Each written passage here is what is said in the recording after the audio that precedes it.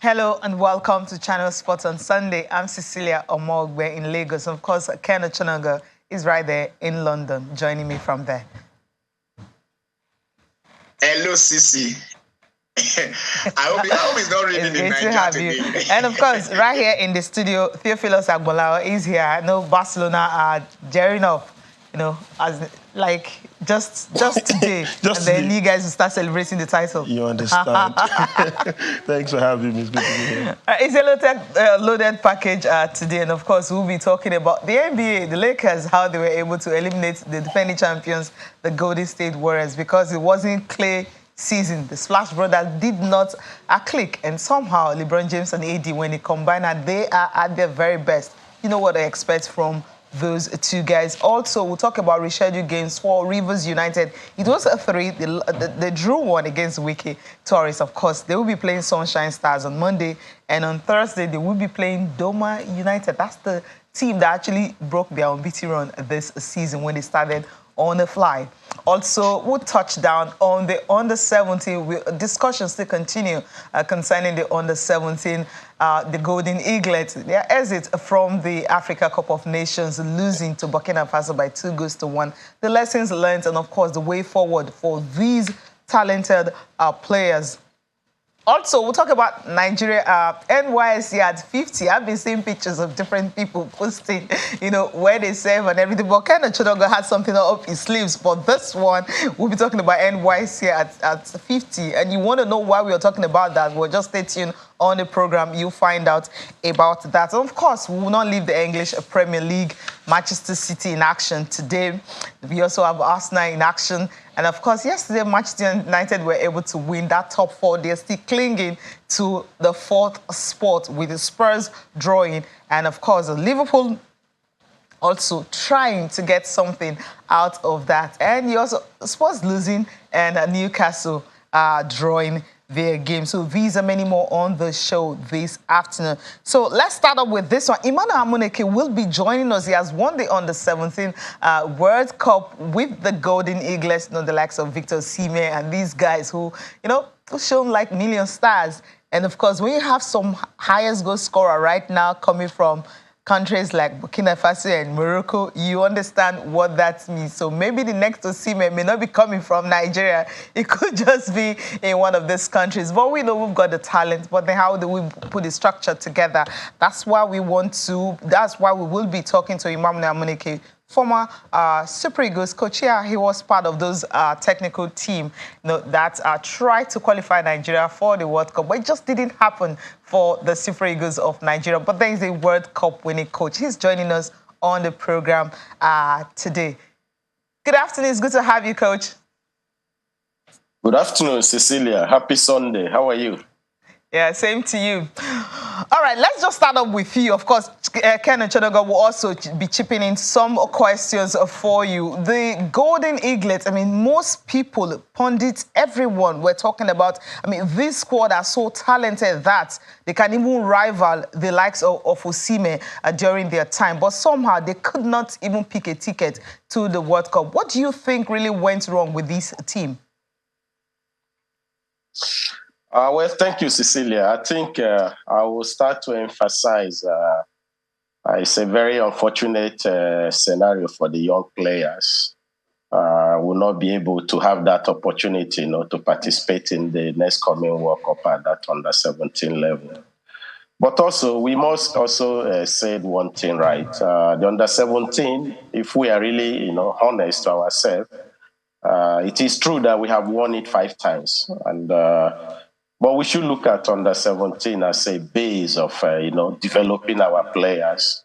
The main objective of this category is to see our players, progressing from under-17 to under-20, under-20 to under-23, or even to the senior team, which is the Super Eagles. That's the ultimate prize that we have all these categories. But over the years, probably because we have won it 5 times, we have laid emphasis in terms of it's a must win. I keep on telling people, when you say you have World Cup, and the World Cup in question comes every 2 years, what are the objectives of the World Cup? when you go to this kind of tournament, your main priority is to qualify, pick a ticket. If along the way you can win the tournament, it's a more blessing. But the main point is pick the ticket. It's when you get to the World Cup, that is where you can, begin to plan how to win the World Cup. But unfortunately, we try to, pile pressure on these young guys that it's a must win.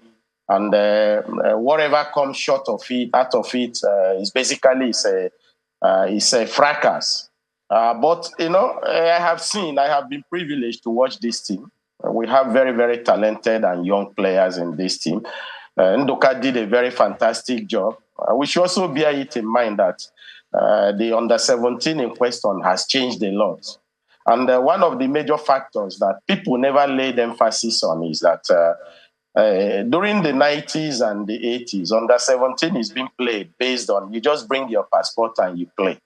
But as the time progresses, there's a whole lot of factors. The MRI, which is key in terms of to satisfy if a player is qualified to play. And as the journey progresses, those things are part of it. But it's also a kind of awareness where we can educate our people, where we can educate Nigerians to really understand that this category, is involved with a lot of pressure. This category is involved with a lot of factors. There is no need, putting or mounting pressure on these players. We can take it as a developmental aspect. And I will plead. If we can keep these players, this is exactly what I did when I was the coach of under-17. And when they moved me to under-20, I basically tried to move all the players to the under-20 because bearing it in mind is we are in the process of progressing. And if these players can progress from under-17 to under-20, and then from there maybe to the Super Eagles, it's a blessing to the country. Our main target should be how can we develop our young players to progress from the youth team to the senior team. I think that should be our target, not just by a must win. It's a very, very unfortunate thing, like I said earlier. And the players bear it in mind. No player or any coach will go into a tournament want to lose. But also, we must have it in our back of our mind that there's a whole lot of factors. One factor is the opponent that you are playing against. And another factor is your own team. How ready and how prepared are they to compete with the rest of other countries?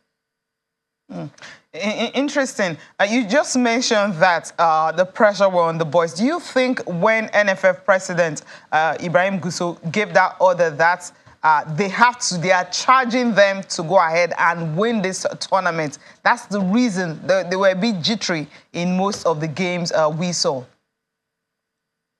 No, I don't think so. I think the president himself, whom I think I have been privileged, to have traveled with him when I was under-20. He's a well-sound and a very reasonable person. And he's someone that can sit and listen to your opinion. And that is what made him, for me personally, is someone I respect a lot. Because there are other people you can, try to lay your issues to. They never pay attention. But he can sit and listen to you. And of course, every president is just like we say every father will like his sons to grow more than him. And every president will like to motivate his players to win because also winning is part of it. But at the same time also, we must look at it from developmental aspects. What are our objectives? We can win the tournament, but our main objective is to see these players. If 5-6 players of this generation in the nearest future can progress to the Super Eagles, I think it's a plus. Okay. Today we're talking about Osimhen, we're talking about Chukwueze, we're talking about Woniyi Ndidi, Wilfred. All these players, Iheanacho, all these players, they went through the same process like these players that unfortunately they never made it. But at the end of the day, they are the toast of the town. We want to see them representing our country. And this is the direction, we have to go to.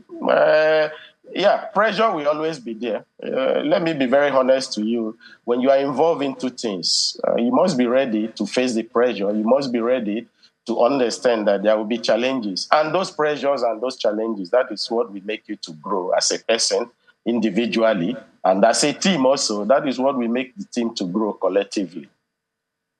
All right, Ken, over to you there.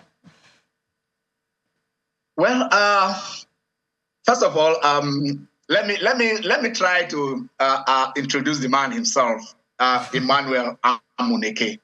Emmanuel, some of us refer to him as a child of destiny. In 1994, 1995, and 1996, the Super Eagles of Nigeria won 3 events. We won the okay. Let us say Nigeria. Let me say Nigeria because 96 has to do with the Olympic Games. We won the AFCON in 1994. That was right there in Tunisia. We won the Afro-Asia when we beat the Uzbekistan. You know, Afro-Asian Championship. I don't know about that championship now. Maybe I will ask Amunike. And then we won the Olympic gold in Atlanta in 1996. One man, one individual, one Nigerian has the distinction of scoring the winning goals. He scored the winning goal when we beat Zambia in the final. Coincidentally, Zambia looked for him to come and coach them in their country. He scored the winning goal in 1995 when we beat Uzbekistan to lead that title, and he scored the winning goals in Atlanta 96 when we won the Olympic gold. I don't know, probably because he was born on Christmas Day. Because in 96, our first gold medal also, you remember, came from Choma Joa. Choma Joa also was born on Christmas Day. I will ask both of them what really about it was the same day they were born. I will check the dates. And I know that they were born on 25th of December. Emmanuel Amunike was African Footballer of the Year. And then you can't take that away. BBC African Footballer of the Year. Sisi just told us that Emmanuel Amunike coached the under 17 to win the title in 2015. A sound coach. Emmanuel Amunike is what Nigeria says, if we want to look at the man who has represented us as a coach, as a player with distinction, we have Emmanuel Amunike. So Emma join us in Spain. He's enjoying the weather in Spain. You can see him enjoying himself. But let me ask you this, Emmanuel. What was the major challenges? What is the major challenges? I mean, you've been part. Yourself and Nduka were part of Manu Garoba's coaching staff. You were also took it up. What are the major? You talk about what the focus is, what the objective is, which I totally agree with you. Not in winning, in the development. How many of them progresses to the highest level? How many of them get a career? How many of them are being formed at this age? But what are the major challenges facing youth football in Nigeria? Well, I think, Ken, thank you very much. The major challenges are, due to the diversity of our country and due to how passionate we are when it comes to football. And when you look at the massive land scale of Nigeria, it's massive. You have players in the north, south, east, west, and all these young players, they are all nursing the ambition to represent their country or play football to make it to the highest level.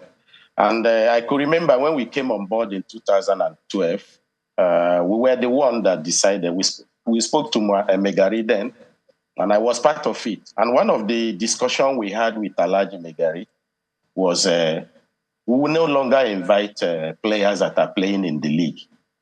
That there is no need, deceiving ourselves. We can bring a player that have played for example, that are playing in Kano Pillars for almost 5 years, and we are still saying he's under 17.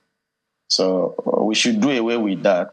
Let us create an equal opportunity for everybody. Let all the academies, if they can be able to manage themselves or bring their players to Abuja, we will look at them. Give us 1 month to do that screening. And he listened to us. That was 2013. I was assistant to Mano with Endo Pogwade. He listened to us, and we went through that process. I remember we spent almost 1 month in Abuja screening players and trying to give everybody equal opportunity. And that was how that team, we went to the World Cup and we won the World Cup. And when I took over, and I maintained the same line of functioning, initially, the intention was let us all go to the under 20, but we said no. we should divide ourselves as a team. Let some go to the under-20, while some remain in under-17, because we want to continue to produce that line of function and players. And then when I took over, and the experience I had with the MRI, which is one of the major challenges in that category, and I have always emphasized that we need to educate our people. What are MRI? FIFA suddenly brought out this test to, certify the player origin and date of birth if he's eligible to play. And these things are done on the wrist of the hand.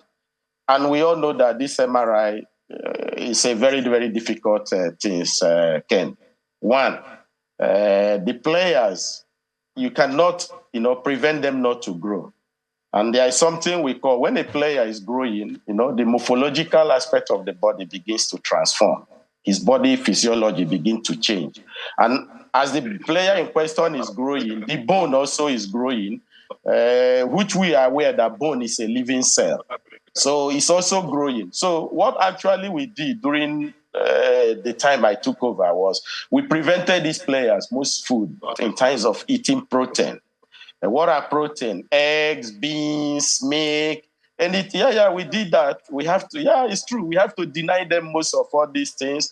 But we were very, very strict on them because why I'm saying this, I have seen a player, 2013, Adamo, he was our second goalkeeper. He should be in the World Cup. We went to Dubai. I don't know, maybe he saw a guy. There was this guy every morning, he's eating 6 eggs. Every morning, only him is eating 6 eggs. I don't know, maybe he saw the guy. Then we came back. This is true story. We came back, we went for holidays for 1 month. This guy is in grade 2, Ken. We came back after 1 month. This guy went to grade 6. So we were kind of, we coaches were confused. What happened? What really happened? Then it was later he said that he used to go to this Métis junction. He eats eggs and all this thing. So we were very, very, people don't know a lot of work we did. We were very, very conscious about that, trying to prevent our players, bearing it in mind that if some steps are not taken, most of these players cannot make it to the World Cup. So we prevented them a lot of that. But I think today, most of them are grateful in terms of what we did. So the major challenges you have in that category, Ken, is that the MRI one. The second problem we're having in that category is that a lot of people want their player to be there, but sometimes we are not honest to ourselves in terms of we want my player to be there, but I'm not realistic. If my player possesses the quality to be in the team, but due to is my player and I believe he's good, he must be there. And if the player in question is not making it, people start coming up with different kind of stories, in terms of coaches collecting bribe, in terms of because I didn't pay, and that's why they didn't take me. So we have to be very, very objective in our dealing with that. But that category, I can tell you, Ken, what I'm telling you now is 2-3 days ago, I was offered a job in Kuwait in the national team, the same category. But I told them, no, I'm not interested in that category. One, I have grown past that category. Second, I don't have the illusion to come back to coach in that category because there's nothing I need to prove in that category. I have won the World Cup twice. So there's a whole lot of factors. This is whereby we need to support our coaches so that the coaches also can be in a position to be able to aid the players to be in a position to compete. If we keep on building our philosophy just based on we are talented, we have talented players, I think this is where we are getting it wrong. 2014, Ken, if you find a means, you can ask Osime or Chukwueze, do you know that in a week we used to go to classes every 3 days?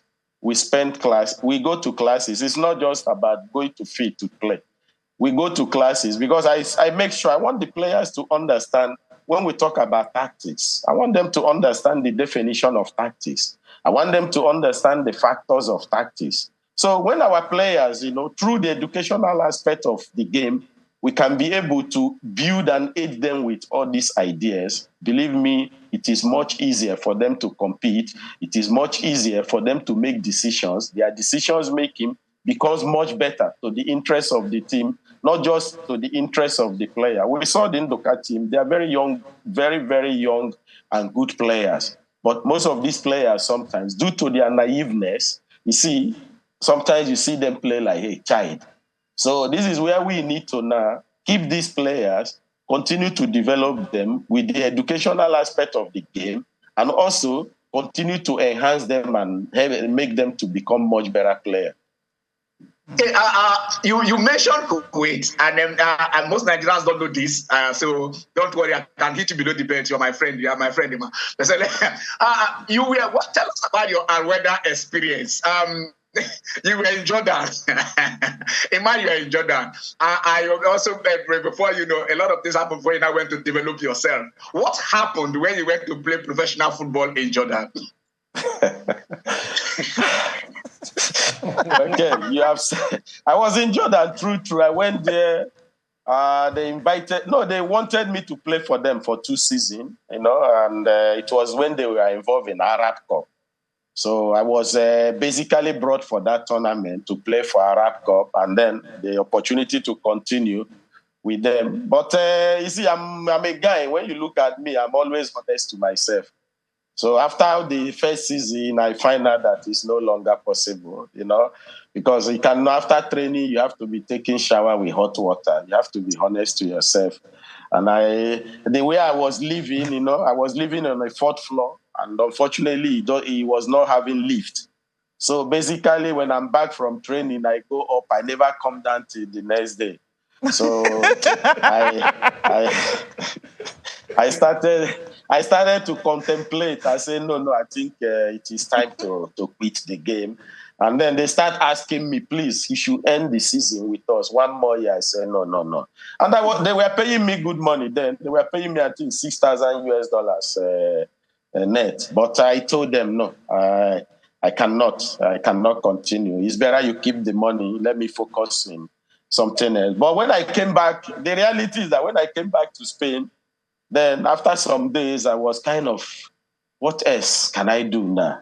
Yeah. Am I moving into business? I said, no, I'm not a good business guy. That is not my calling. What of coaching? Do I have what it takes? So I just basically told myself, okay, let me meditate on it and see if I can be a good coach. And after some weeks, I say, yeah, I can coach. But now, what are the problems? Do I come back to Nigeria to start coaching as ex-international, which I have already told myself I will never do that. I don't want to. Because based I have played for Nigeria and I did very well and I can come to Nigeria, people will say, it's Emmanuel Amunike, let's give it. No. I say, let me educate myself. Initially, I was thinking going to England, because I was not all that comfortable with the Spanish language. But at the end of the day, a week for me to pay for England, then a friend of mine came across and he said to me, they are doing coaching course in Spain here. I said, in Spain, where? He said, in Santander.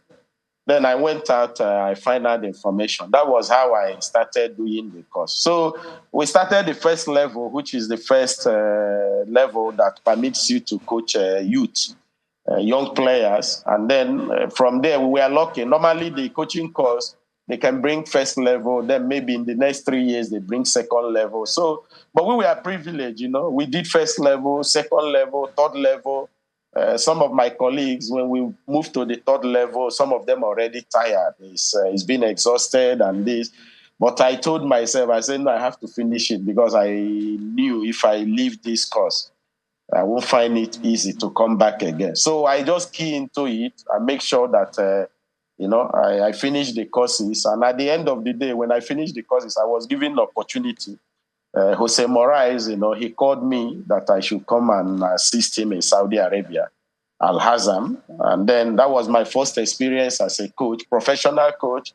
And I started learning a lot of things, Then today you don't have all these apps company that provides you a lot of information about your team and opponent. What we normally do is that we go through laptop, computer, we'll be cutting and video, we'll be cutting our opponent, the images that we think is relevant, that we want to use against them and to show our team.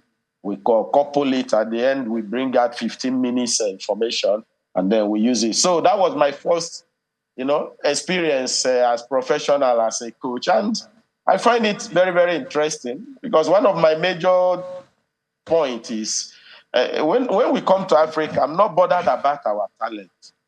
One of my major concerns was our tactical awareness, our decisions making. And Ken, when you talk about tactics, it goes with decisions making.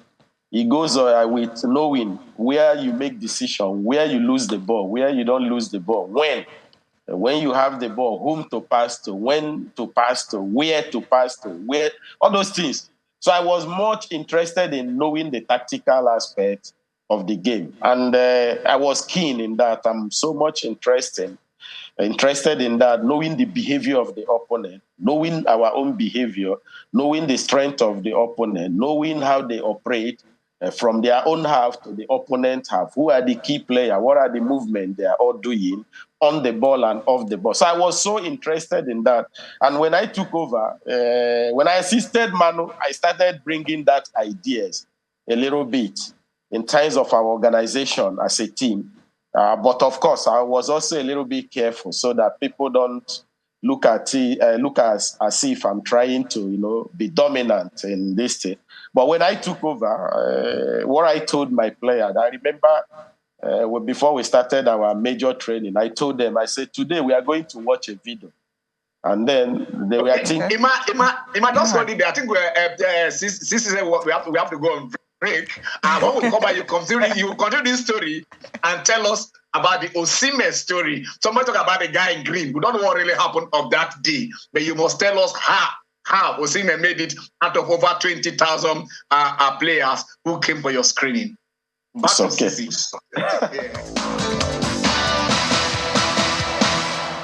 Okay. I think we are back now. Okay. Yeah. Sisi, are we back? Of course, we are here. All right. He was going to tell us about the Osimhen. Okay. He's going to finish the story was on. Then we'll go to the Osimhen story. So, Coach, over to you. Yes. Coach, but let me chip this in, Coach, before you take the Osimhen story. When you were talking, you mentioned something about players when they are being dropped. There this bribery allegation? First of all, I know.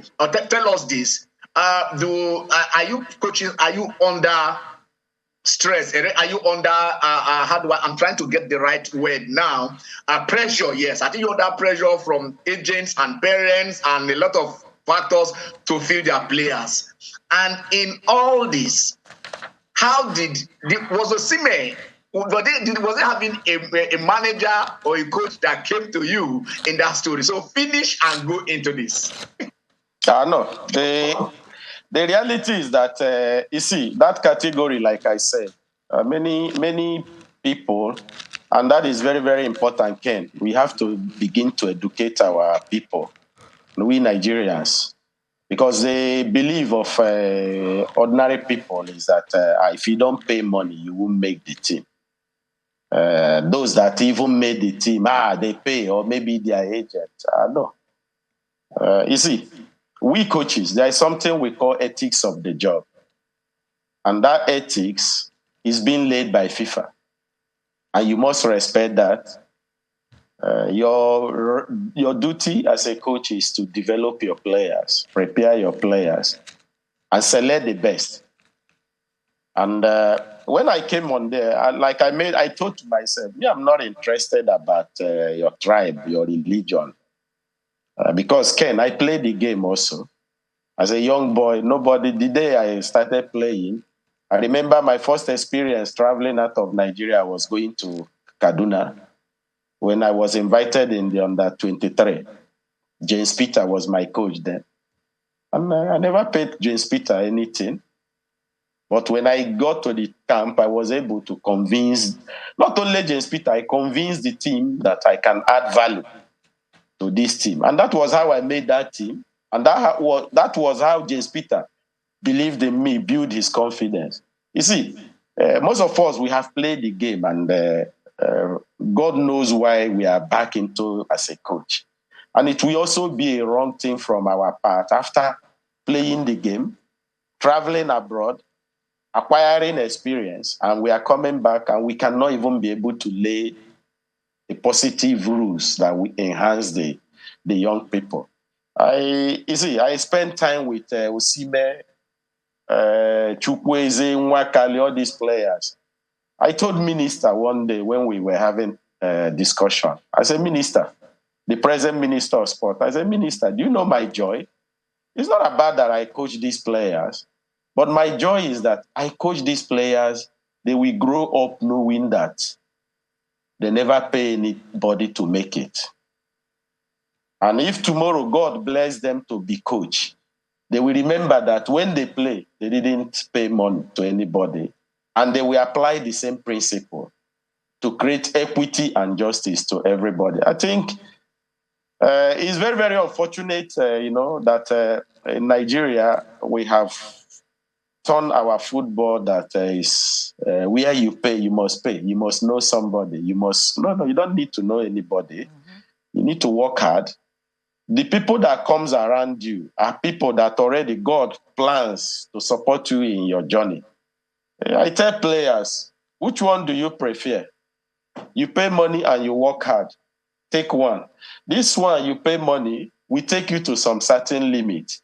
But this hard working will take you far. When things are difficult, your hard work will take you far. So the issue of people, coming always, I feel for Ndokobade because once the team didn't perform, then there will be all sort of allegation. People will be bringing different stories. People will be saying a lot of things. I remember in 2014-15, Gara Gombe, I never take him serious, but I respect him. But he was saying that the player didn't pay 2 million. That's why we didn't take him. Ken, I can tell you in 2015-14, before I go to see my team, I have 9 strikers in that team, 9. But do you know what I did? I was contemplating, I told myself, I will not drop these players. I started creating different positions for them. Kingsley, Osinachi, Bamigboye. Yeah. All these guys are strikers. Osime, they are all strikers. But I told myself I will not drop them. I start moving them to different positions to create different positions where everybody can fit in. So the reality is that as a coach, you have responsibility of making sure that you have your best players that can help you. Then the issue of Osime. Today we are happy for Osime. We are happy for Chukwueze. We are happy for Nwakali. Unfortunately, Nwakali also, he's playing in Spanish league, but he's not having the spotlight like Chukwueze and Osime. We're having for Ndidi. We're having for Awoniyi, who scored 2 goals yesterday again. So these are the joy when you see these players from young, youthful age, and today they are top players in Europe. It's a very good team. Osime today is the, how will I put it? Osime is the torchlight for the next generation. But I'm happy for Osime because I could remember in that screening, we had a lot of people came. A screening that will start 9 o'clock and end 5 o'clock in the evening. So basically, the whole day we are there, you have to make sure that you accorded everyone the same opportunity because you are dealing with minor. This is the area where people fail to realize that, we talk under 17, but we fail to realize that we are dealing with minor. And in that category, you cannot discriminate anybody, whether fat, whether short, whether tall, whether he's good, whether he's not good. You can't discriminate people. You must accord equal opportunity to everybody. So what I basically did in that team was we assembled all the players in their positions. Like the goalkeepers, they are in one group, right back, left back, midfielder, central defender. So it's much easier for me to go and pick two players and then we start. So when Osime team was playing, after 5 minutes, I went to start to organize the other team that we play. Then when I came back, I watched a little more. But after their team played, they came out. I told them, no, I didn't see anything much. That I'm not impressed much. But my officials, my backroom staff, they came to me. They say, coach, I see that boy. I say, which boy? He said, that boy, we are green. I said, okay, make him come. May we see him again. I said, sit there. Then Jokingly, I joke with you. I say, but they eat. What did happen? I joke with you. I say, okay, sit here. We'll see you. So when the next team, want to play, I put him again. Then I took my time. I watched him. Yeah, I saw something in him. Not footballistically, but I saw that he has aggressive. Just the same behavior. He's very, very aggressive. The same behavior you have. The same behavior. He has aggressive. He doesn't like, I say, okay. After their turn, I say, okay, sit here. With other players also I selected from, I say, sit. Then we start to play progressively. We start to reduce the team. We made it to 100. But out of that 100, we asked if NFF can give us up to 60 or 40. So they were able to give us, I think, 45. So in that 45, we make sure that each position, we had at least 3 players in each position.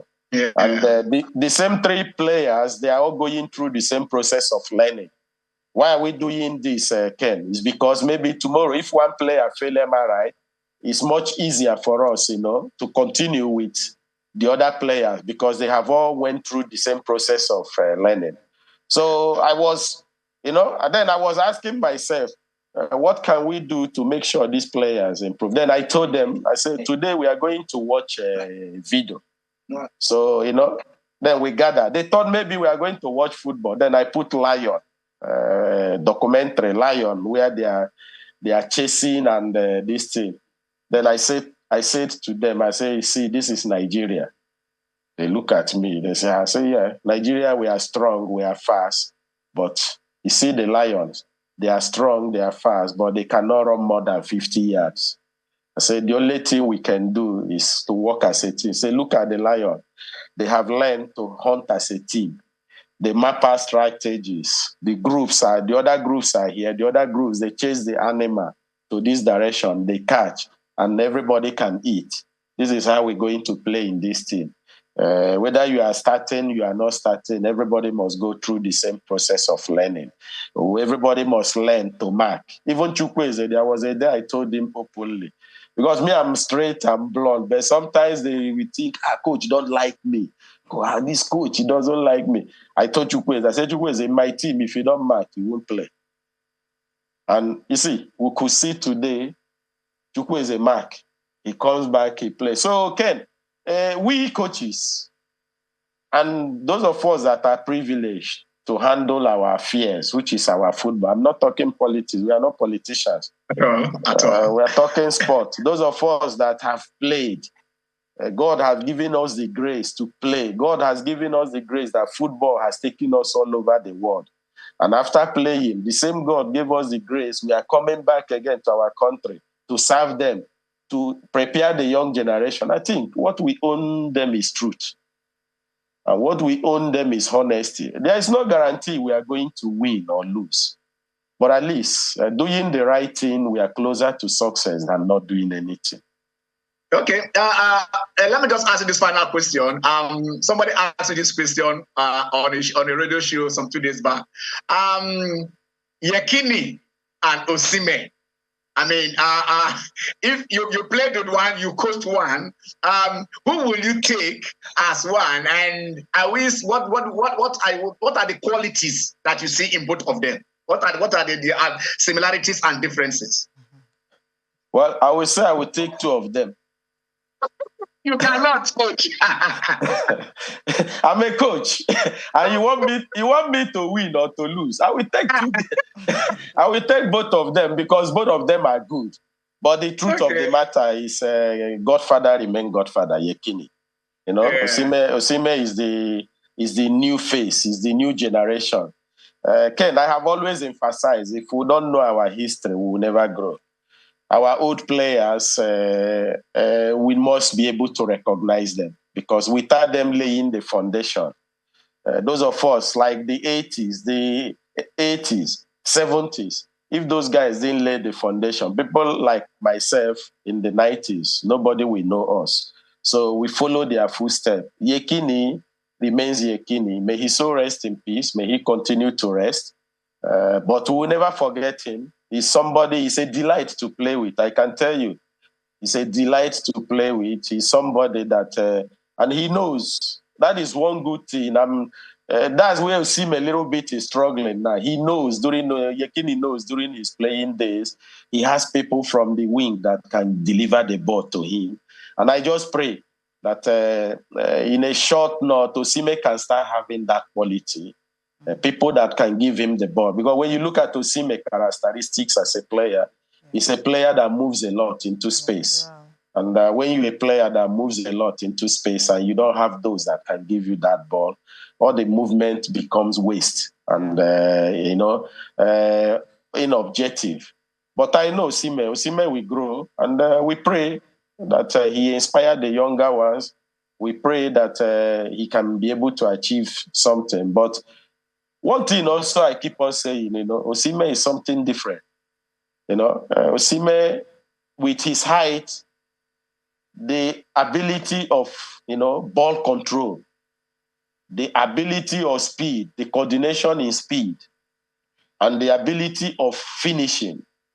Not all top players have that quality. Some top players, they are good on the head.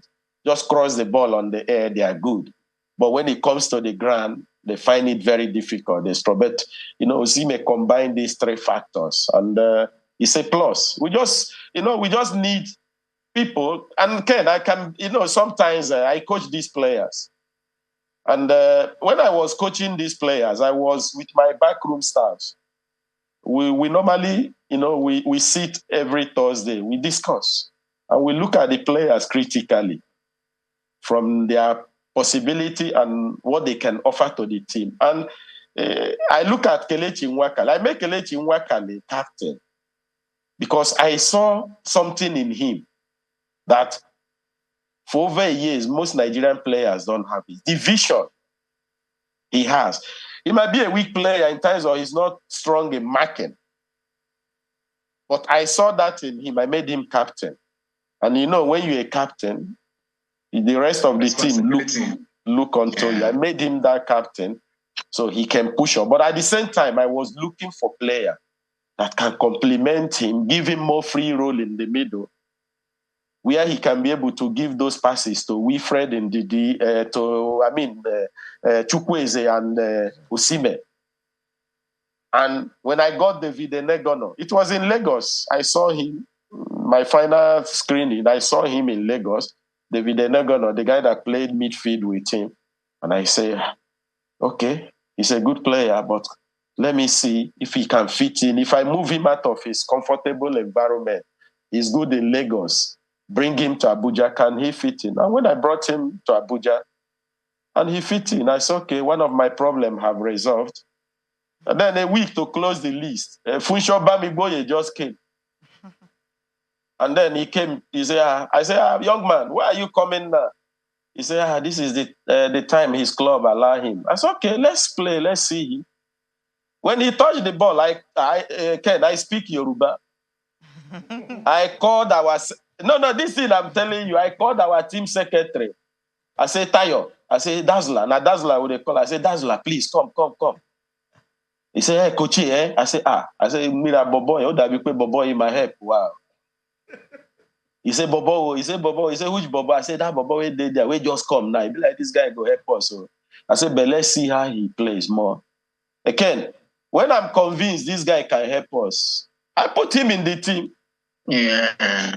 They were saying, no, MRI, this thing. I brought that money. This thing, I'm telling you, is life story. I brought that money, 2 million from my pocket. I did MRI for these players to make sure that they made the team. Because it's not about you. It's about the team. The success. Because you know that these players can help you. Without these players, no matter what you coach as a player, you need people to be able to transmit what your ideas. And you need such players. So, me, I'm happy for these players. I'm happy for Sim. I'm happy for Chukwueze. I'm happy for Ndidi Awoni. I'm going to call him when I'm done with you because to congratulate him. I'm happy to see our players growing. And when these players, they can grow, and Ken, I'm the opinion.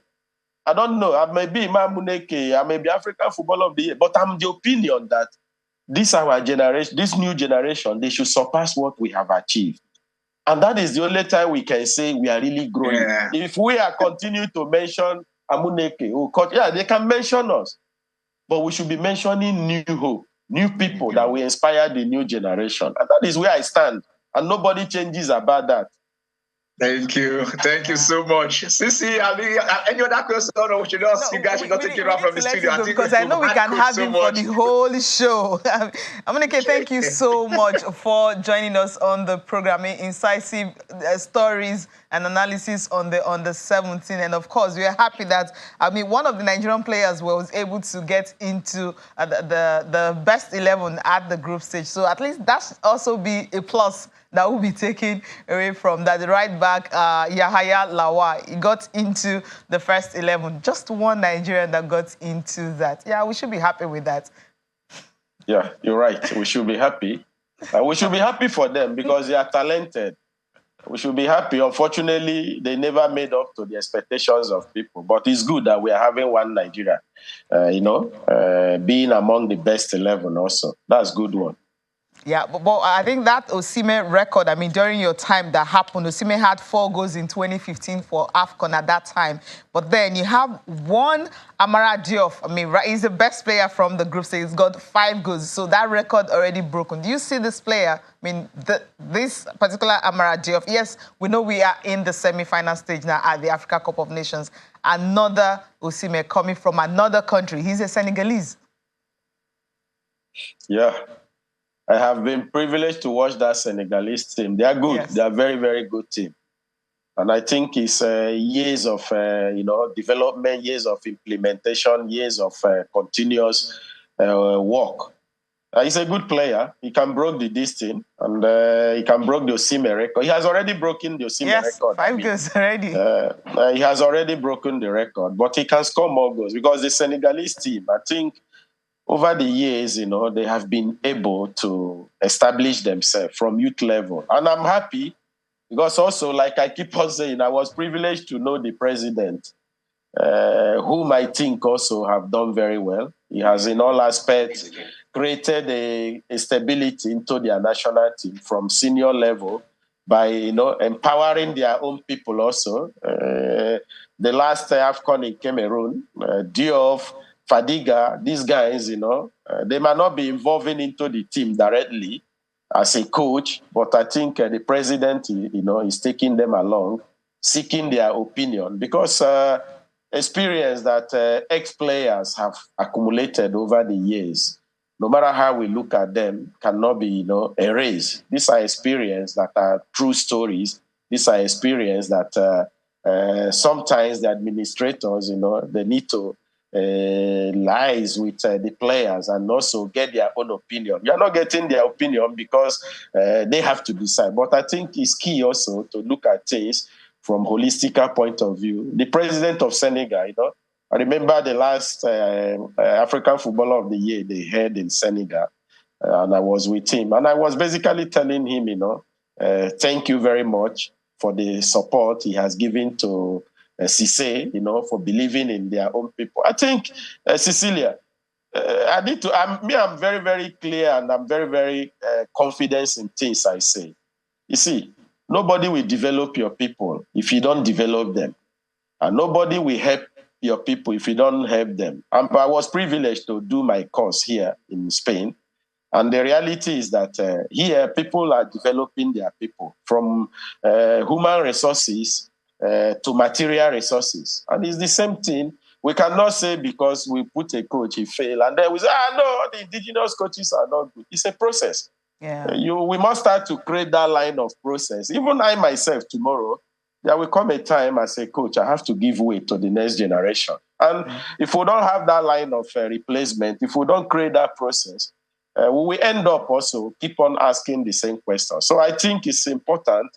We need to develop our coaches because the essence of developing our coaches is to help them to be in a position to aid the young players. Because at the end of the day, these young players, what our thinking or our thought is for them to come to the Super Eagles. And when they lack the basic, then it's very, very difficult at that stage to begin to coach them or to correct them. So I pray that we Nigerians we should see things from holistic point of view. I think that will help us to go very far. All right, thank you so much, Amunike, for taking our time to join us on the program today. Thank you, Cecilia. Thank you. God bless you, my sister. God bless you. Thank you. All right, okay, right now we have Okpeyemi is in the studio joining us. So we're now 3 from 2. So, you listen to him. It's like we're using today for the under-17. But we need to go on a break. So when we come back, we'll look a little bit at NPFL and, of course, get reaction from them on what Emmanuel Amunike just spoke about. All right, just a quick one, a wrap-up on what Emmanuel Amunike said from coaches and everything, on the 17 alone. You can do that in 30 seconds. Yeah, you spoke about the Group Stage Award. It's something we are now getting used to. Augustine Gugavon was the Group Stage coach of the last AFCON, though we exited at the next knockout stage. And for coaches, when you talk about the coaches who didn't measure or fail, talk about the coaches that were successful and were still sent packing. Yeah. Amadou Shuaibu started at World Cup race in 1998. He made way for Jose made way for Bojan Milutovic. 2002, he rescued the World Cup hope, yet he was sent packing. 2010, he started the finish, he was sent packing. So I think we just had the disdain for our local coaches, and I don't think that is fair enough. Maybe when we start paying them in dollars, I think we have to make exception. The same way President Obasanjo made exception for his Minister for Finance then, to be paid in dollars. Maybe we'll start respecting our own coaches. Interesting. Your takeaway from the under-17 team field? It's a shame. We really hope that they would have gone through. But then again, like Amunike said, these guys are young and it's understandable. I only hope that it's a carousel that serves for them to actually progress onto the next level. And I'm very sure with more intense games being played and obviously going for more competition and all of that, I'm pretty sure we can actually see the next generation of footballers emerge from these young boys. All right, let's leave that. And of course, I don't know if Ken is still with us, if he has left, because he was supposed to talk about talk about NYSC at 50. Ken, briefly on that one. I know it's all about the sports ministry separating youth and sports away. So over to you on this one. Sisi, NYSC at 50. Beautiful. We all went through it, and then integrating the nation, coming together after the civil war. No Nigeria, no tribe, no what other people have that I don't have. Beautiful, beautiful. But for us at sports, we are specifically asking that we have a separate ministry of sport. Sport is an orphan. NYSC takes about 93% of the budget of sport, leaving only less than 6 to 7% for sports. If we continue this way, sport is not underfunded. That is not it. Sport is dead. Sport is dying. There is nothing for sport. Either the NYSC become a parastatal under the presidency, and then with the DG or about to cover it, or the sport ministry has its own. We are going in the next, and I'm assuring you this, CCL, because in the next few editions of this show, we are going to bring out the budget of the last 4 years of the Ministry of Youth and Sport, and let people find out that sport, there is no kobo, not kobo for sport. They go to beg when they want to leave, and anytime they want to travel, they go to the ministry. Nothing until sport has a Ministry of Sports, not youth and sports.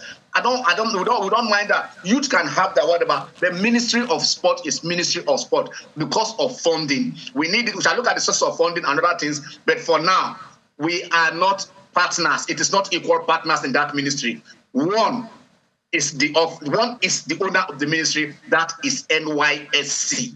And that is how it is. And gentlemen, I love to take part of that. I'm dropping the pen on this because next week I can show you we shall going to start talking on this. Sisi and Co, over to you. All right, Ken. Catch you again next Sunday.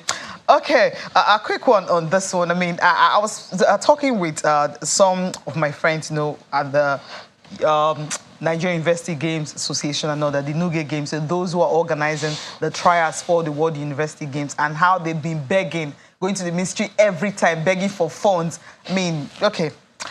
It's a very funny thing. So they're praying and hoping that they get the money released for them to travel for the World University Games in July. They already had the trials. The athletes have been selected. So I hope the money will come out on time for them to be well prepared. It was because he mentioned cap in hand, begging. Doesn't I recall this particular one? Why University Games? You should be talking more about Ministry of Education, not Ministry of Sports. Because but it's under Ministry. But it's under no. Education is under Ministry of Education and Nigerian University Commission. What happened to the sports aspect? No, that's what they've done. Cecilia, when you go to the appropriation bill or the act, you see even immigration making saying they ought to have their own playground. And I could recall like 3-4 years ago, the research for our Federal Ministry of Youth and Sport, for sport, not Ministry of, for sport was like about 4-point-something million. Recall Amunike said something, that he paid 2 million for MRI test. But meanwhile, the whole research, and I think after we raised that issue here, the next year I think went to 20-something million. But in a year, we had like less than 4 million for research. When you talk about sports science and what have you, but your research in under Ministry of Sport was like 4 million. Well, I think we'll end this discussion here. Yeah, there's no need. Let's quickly touch down on the Federation Cup, the round of 16, just for you to know the teams that will be in action in the round of 16, start off with that of the men. And of course, we'll also talk about that one. If we have it ready, if we don't have it, I think we have to skip that. Okay, there you have it. Heartland and Better Insurance will be in action as round of 16. Sunshine Stars, EFCC. I mean, EFCC general. Why are you guys laughing? Kwara United, Aqua United, right?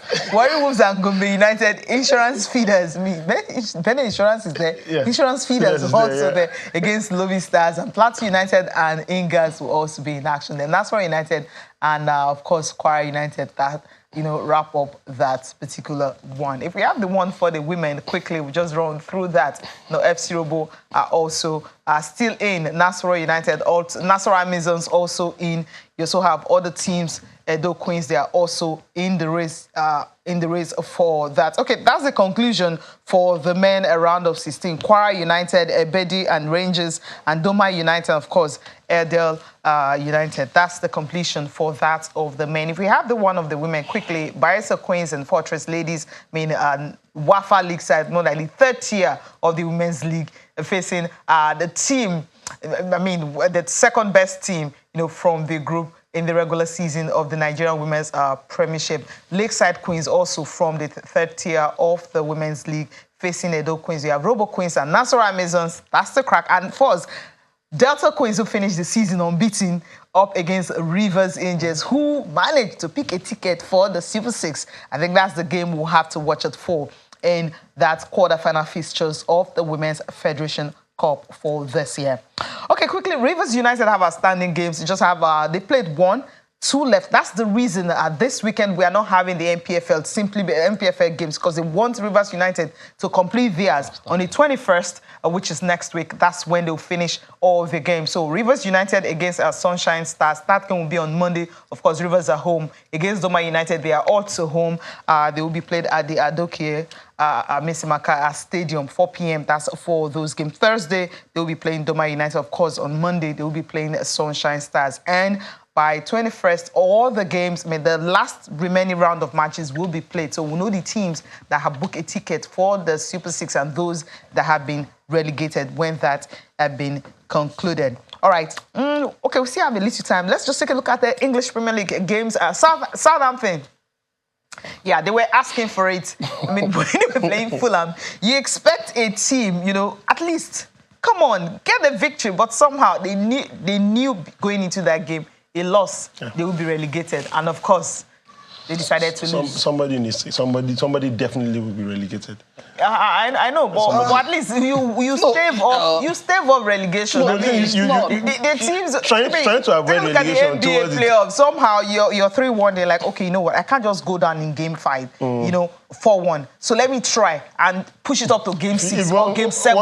Then I can go out on the high. Once you don't have it, you don't have it. No, I think it was something that people saw coming for the past 2 seasons. Their transfer has been so poor. Yes, they were only selling their best players, and it was just inevitable. The Saints were just going down, and of course the Red Devils are still, ironically, the Red Devils are still there. While the Saints are.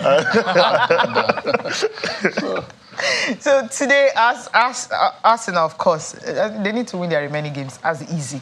But then, why praying that Manchester City should lose? Manchester City up against Everton, Arsenal up against Brighton. Everton, current resurgence. I mean, everything working well for them now. Currently, can they? Dent Manchester City titles. Manchester City are just 1 point ahead of Arsenal. Everton went to Brighton last week and spanked Brighton. Yes. He spanked Brighton, and nobody really saw that coming. And then you need to put into consideration the fact that Manchester City have a return leg fixture against Real Madrid, who won their game yesterday, but they started only 3 players started the game against Manchester City. Started for Real Madrid yesterday, and I think Pep Guardiola might want to do the same thing because the game against Real Madrid, he did not take off any single player. Everybody that started that game finished the game. So I think he might have to rest a couple of the players that will be going into that match. So coming up against an Everton that are looking to make sure that they stay in the Premier League, I think it's a potential banana appeal for Manchester City. And if they do not handle themselves, well, they might drop points. As bad as Lampard was for Everton, he didn't lose the first leg against Man City. Exactly. Now, when they now need this point more than the first leg. Today is the day that the unbeaten run they've been having ends for Man City. Possible. Well, it's Manchester City, so it will be very difficult to write them off. But you're looking at Everton against those fans. Trying to avoid going down. Yes, going down. And traditionally, Everton are not a small club.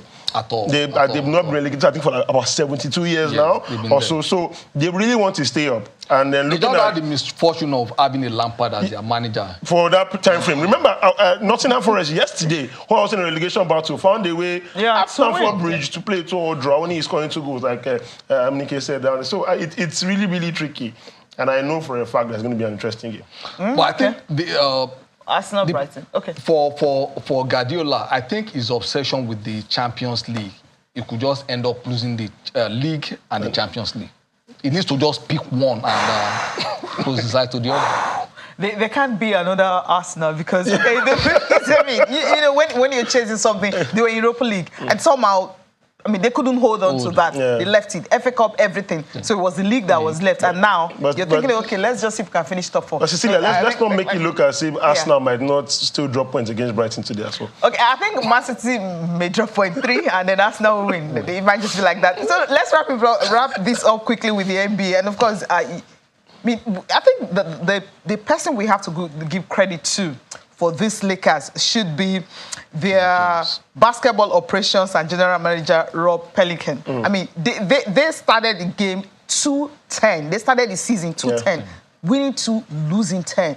You know, the coach, Davin Ham, his is the first season as a coach. And somehow, middle of the season, they completely overhauled the team. You had new players coming in. Russell Westbrook, of course, was asked to go. And then new players came in. And then we have a brand new Lakers. We didn't even know if they could even make... We never thought they would make it into the playoffs. But then, somehow, they finished 7th and then took Warriors to Game 6, defending champions. Clay wasn't clicking. And then, somehow, LeBron James, this game, 30 points, 10 for 14 shooting. Yes. 9 rebounds, 9 assists. He's 38. I follow these playoffs, and I was rooting for Golden State Warriors. I thought they would have been able to do it in 7. But then we talked about this before we came on air. Warriors have been horrible on the road.